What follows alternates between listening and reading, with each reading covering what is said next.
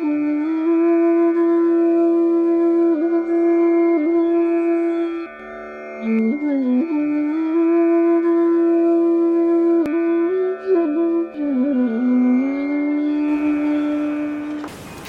एक सवाल और है कि जैसे भविष्य को देखते हैं, मतलब दिव्य दृष्टि के द्वारा देख सकते हैं कि काफ़ी समय बाद में क्या होना है, तो फिर अगर पहले से सारी चीज़ें हैं तो जो मनुष्य का क्रियमाण कर्म होता है ये कैसे काम क्रियमाण कर्म मैंने अभी संक्षेप में कहा था, जो क्रियमाण कर्म करते हैं तो उसका कुछ भाग संचित कर्म में चला जाता है, जो अगले जन्मों में यानी नीचे चला जाता है सुषुप्त अवस्था में, और कुछ आता है तुरंत हाजिर प्राप्त हो जाता। तुरंत हाजिर का मतलब कुछ तुरंत, कुछ 2-4 साल में, यानी वर्तमान जन्म से प्रधान कर्म होते हैं उनमें मिल जाता है, तो फलित होता है तमाम। देखो जैसे किसान है, आप बिजनेस कर रहे हैं, आपने पढ़ाई की है, इसका फल तुरंत आता है।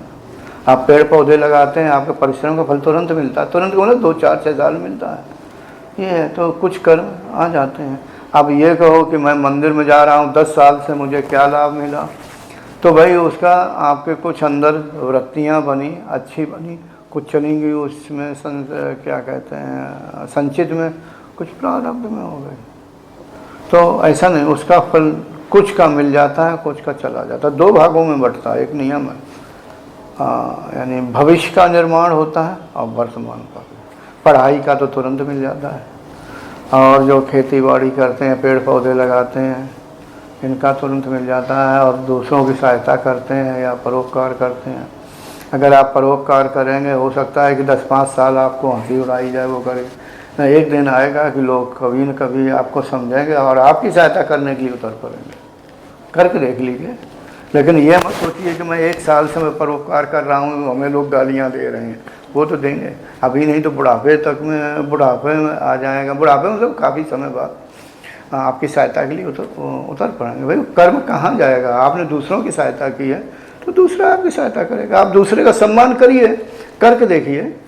कोई आपको गलत बोलता है फिर भी आप सम्मानपूर्वक बोलिए, सरलता से बोलिए, बोलते रहिए। अब ये नहीं कि 1 महीने बाद को देखो मैं 1 महीने तक सम्मान से बोला, लोग देखो मुझे गाली दे रहे हैं, तो इतनी जल्दी नहीं फल मिलता। पेड़ लगाओ तो तुरंत नहीं, हो 6 साल 7 साल लग जाते हैं। तो इसलिए कभी न कभी आपको भी सम्मान मिलेगा, पक्का बात है। ठीक है, मैंने तो बहुत कुछ किया, मैंने किताब में नहीं लिखा। मैं जानते ना, जब मैं नौकरी करता था 85-86 में, मैं दिल्ली से छुट्टी लेकर के आता था गर्मियों में। तो हमारे गांव में अब तो खैर मान लो विकसित हो गए हैं, ट्रैक्टर वगैरह आ गए हैं। तो पहले बैलों से वो किया जाता था, काट के फिर बैलों से। मैं कर चुका हूँ बचपन में। हाँ, तो क्या होते थे, खेत अपने खुद काटने पड़ते थे, मजदूर कम हो जाते थे। बहुत खेती है हमारे गाँव के आसपास, तो कुछ मजदूर कुछ मालिक लोग अपना खेत काट रहे होते हैं।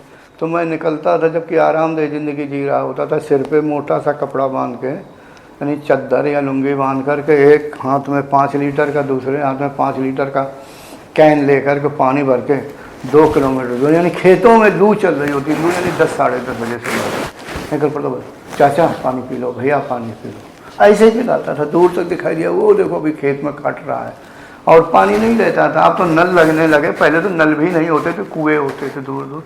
मैंने किया 3 साल किया, और 3 साल किया। हमारे पिताजी तक को सुनना पड़ता था, जबकि मेरे पिताजी कम बनते थे। गाँव में लोग मजाक उड़ाते थे कि उनका लड़का बाबा बन गया, उनका लड़का बाबा बन गया, देखो वो उधर जाते हैं। मैं करता था, और मज़े की बात तब हुई, एक ने मना कर दिया कि जब हम तुम्हारा पानी नहीं पीते, कहीं तुमने उसको पानी पिलाया है। तो हमने कहा पिला दिया, तो मैंने ऐसे डाल के पिला दिया। मैंने ऐसे किया, मैंने इसके कैन से, हम लोग गाँव की भाषा में कट्टिया कहते थे, कट्टिया से मैंने ऐसे पिलाया कि वो मुँह में लगाया था, धार का वो बन गया ना, ही नहीं पीते। हमने चाचा ऐसा करो, गुस्से मत हो, इसका पूरा पानी भरा हुआ है, कि देखूं पूरा पानी भरा था, उसको पिलाया ही बंद किया। तो यानी एक हाथ में कुछ ही दिन, 2-3 दिन वो दूसरे लोगों के लिए, एक हाथ में कोई एतराज़ न करे दूसरे लोगों को, इसलिए कि सभी लोग पानी पी लें। और जबकि मैं पानी पिला रहा हूँ, हमें भी ये करना पड़ा, क्या करूँ, समाज की देन है। जबकि मैं अब भी नहीं मानता हूँ, हमारा काम है मार्गदर्शन करना, जात पूछना नहीं।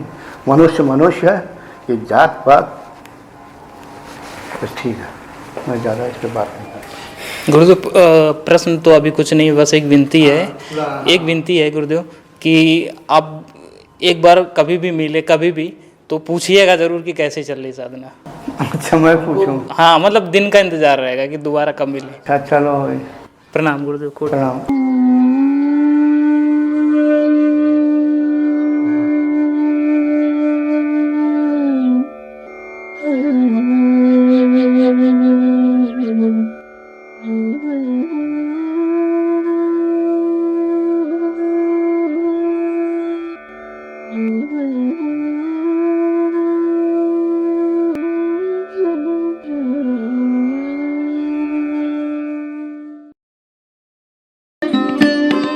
Thanks for watching.